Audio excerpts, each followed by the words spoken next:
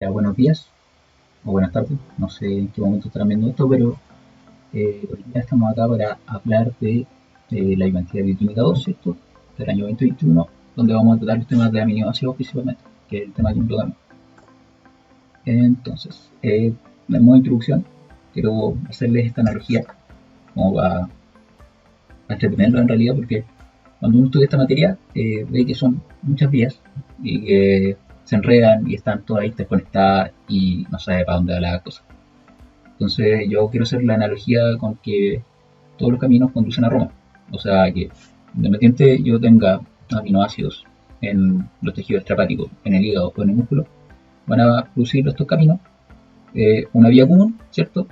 Que va a terminar en el ciclo de la urea, con la producción de urea y la excreción por los riñones. Entonces los temas a tratar hoy día van a ser el destino metabólico de los grupos aminos y el ciclo de la urea. Ya, para empezar a tratar este tema, hay que empezar a decir de que la mayoría de los aminoácidos se van a metabolizar en el hígado de los mamíferos.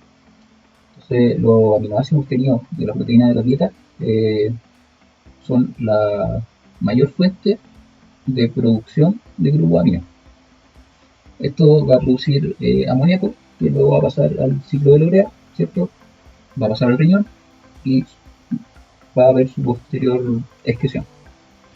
La glutamina y el glutamato van a desempeñar entonces papeles críticos en esta labor, debido a que van a ser eh, las carreteras principales por donde van a llegar estos grupos de aminos para la preparación al ciclo de la urea. Esto principalmente ocurre en el hígado y pocas veces, o en su minoría, ocurre en el riñón. ¿Ya? Entonces hay que separar estos dos procesos. eh, o sea, en realidad voy a separar estos tres procesos que van a ser la producción de los grupos de aminos y el destino que van a tener en el músculo, en el tejido hepático y en el tejido extrahepático. Vamos a empezar con el tejido hepático. ¿Ya? Entonces, en el citosol de los hepatocitos, los grupos aminos de la mayoría de los aminoácidos se transfieren a un alfa-cetoglutarato que forma glutamato, que es nuestra primera molécula principal, la cual transporta este grupo NH3, ¿cierto?, a la mitocondria para luego soltarlo dentro de ella y que este amoníaco pase al ciclo de la urea en forma de NH4. Entonces, como vemos acá en la reacción, tenemos un alfa-cetoglutarato que se une al grupo amino del aminoácido correspondiente y a través de una aminotransferasa o transaminasa va a generar el glutamato y alfa-cetoácido del correspondiente aminoácido. ¿Ya? Este glutamato va a pasar a la mitocondria posteriormente y a través de una glutamato deshidrogenasa, ¿cierto?, va a formar alfa-cetoglutarato más el amoníaco que va a pasar al ciclo de la urea y se va a excretar. ¿Cierto? Entonces, el catabolismo hepático ocurre principalmente en el citosol, la primera parte, la formación del glutamato, va a estar dada por la aminotransferasa. Estas aminotransferasas son importantes en clínica porque tienen alta relevancia al momento del diagnóstico de patología. ¿Ya? De acá tenemos dos importantes enzimas, la GPT o ALT, que son la misma, y la GOT o AST, que son la misma. ¿Por qué tiene estos dos nombres? Debido a que son enzimas que producen reacciones reversibles. Entonces, el piruvato puede pasar a alanina, como la alanina puede pasar a piruvato y glutamato. ¿Entienden? Entonces, aquí tenemos dos vías comunes, ¿cierto? Que es la vía de la alanina, que va a producir el glutamato. Este glutamato después pasa a la mitocondria. Y el aspartato, que lo mismo, produce oxalacetato y glutamato a través de la gota, pasa a la mitocondria y se produce todo el proceso que viene más adelante. Posteriormente en la mitocondria, este glutamato, a través de la glutamato deshidrogenasa, ¿cierto?, forma un alfa-cetoglutarato y NH4, los amoníacos. Posteriormente pasa al ciclo de la urea y se excreta por los riñones. ¿Ya? El ciclo de la urea hepático, pero la excreción es renal. ¿Ya? Esta reacción va a estar regulada por el ADP, que lo regula positivamente, y el GTP, que va a inhibir esta reacción. Luego vamos a tener el destino metabólico que tienen los grupos aminos, los tejidos extrahepáticos. ¿Ya? Aquí siempre se ocupa el ejemplo del cerebro, pero en todos los tejidos generan grupos aminos y producen este movimiento de grupos aminos hacia el hígado. ¿Ya? Entonces el exceso de amoníaco, el amoníaco tienen que recordar que es una molécula tóxica, produce múltiples patologías que van a ver más adelante, ya sea en bioquímica clínica o bueno, semiología o medicina también. Entonces, el exceso del amoníaco, que es una molécula tóxica, que no puede andar por la circulación porque genera estragos, se convierte en glutamina. Esta glutamina pasa al tejido sanguíneo, ¿cierto? Y llega al hígado, donde a través de una glutaminasa genera glutamato, que es nuestra molécula principal, ¿cierto? En este camino, en nuestra carretera principal, más el amoníaco, que se va directo al grupo de la, o sea, al ciclo de la urea. ¿Ya? El proceso anterior ocurre en el citosol. ¿Ya? Entonces acá es lo mismo. Estoy un poco repitiendo, ¿cierto? El glutamato a través de una glutamina sintasa, eh, en presencia de ATP, genera un intermediario. Luego este intermediario se une a amonio, ¿cierto? Que es el NH3, y a través de una glutamina sintasa genera la glutamina. La glutamina luego pasa a la circulación, llega al hígado. Aquí estaríamos en el hígado, ¿cierto? Y tenemos que llega la glutamina tranquilamente y a través de una hidrogenación, en presencia de una glutaminasa, va a formar glutamato y amoníaco.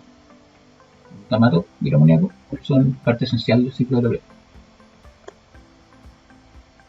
Y luego tenemos nuestra tercera carretera, nuestro tercer punto de comienzo, que es la célula muscular.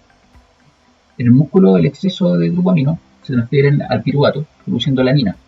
Aquí, en vez de glutamina, tenemos alanina, pero el principio es exactamente el mismo. Que transporta los grupos aminos, ¿cierto?, al hígado. Entonces tenemos la célula muscular, ¿cierto?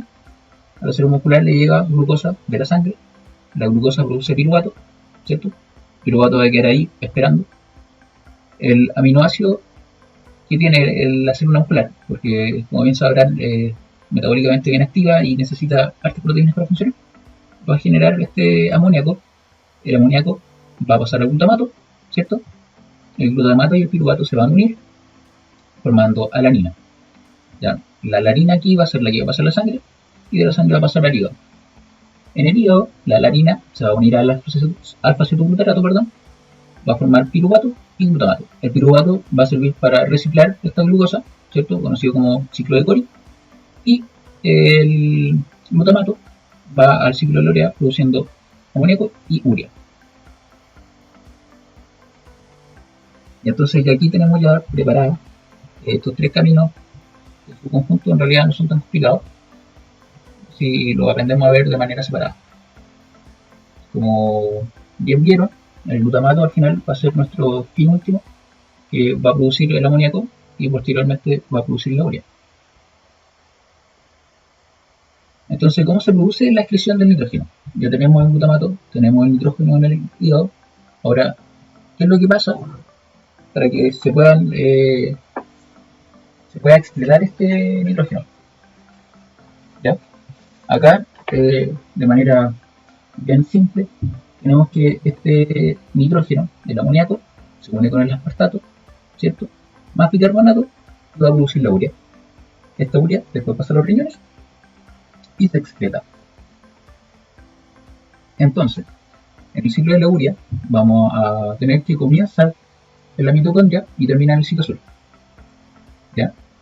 Primeramente, el amoníaco que se forma en las reacciones que vimos anteriormente se acopla a bicarbonato, que es H2O3, ¿ya? Y forma carbamilfosfato a través de la enzima carbamil sintetasa 1. ¿Ya? Esta reacción necesita 2 ATP. Luego, este carbamilfosfato, que es el que se encuentra aquí, es un donador activo de grupos carbamilo, ¿ya? Y que es el principal comienzo en realidad del ciclo de la urea, que consta de 4 pasos. El carbamilo entonces va a ceder su grupo carbamilo a la ornitina, ya que está acá, para formar citrulina.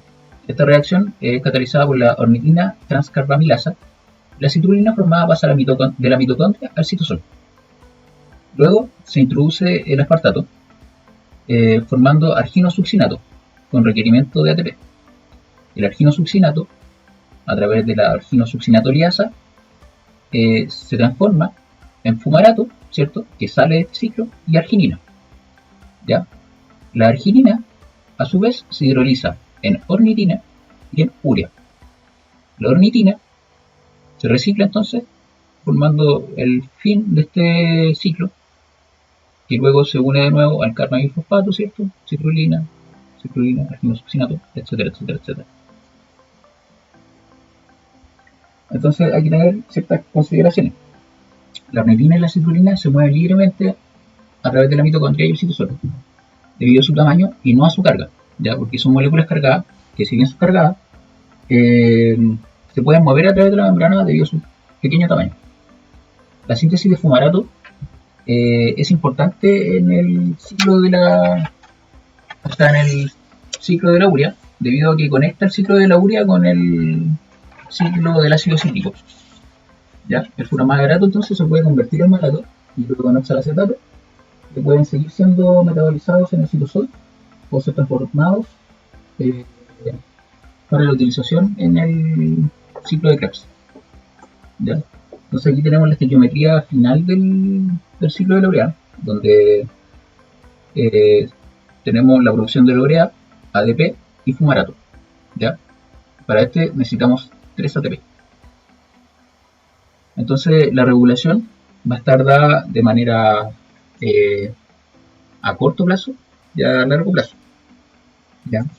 A largo plazo va a estar regulada mediante la regulación, valga la redundancia, de las velocidades de síntesis de 4 enzimas del ciclo de la urea, ¿ya? Y la carbamilfosfato sintetasa 1, que están elevadas durante la inhibición, y esto es porque el cuerpo degrada más proteínas. Al no tener glucosa, al no tener lípidos, luego finalmente se decide por degradar proteínas para obtener energía. ¿Y cómo obtiene energía? A través de este fumarato que pasa al ciclo de Krebs, ¿ya? Luego tenemos una regulación a corto plazo, que es mediada por la regulación endostérica del carbamilfosfato sintetasa 1 y es activada por el N-acetilglutamato.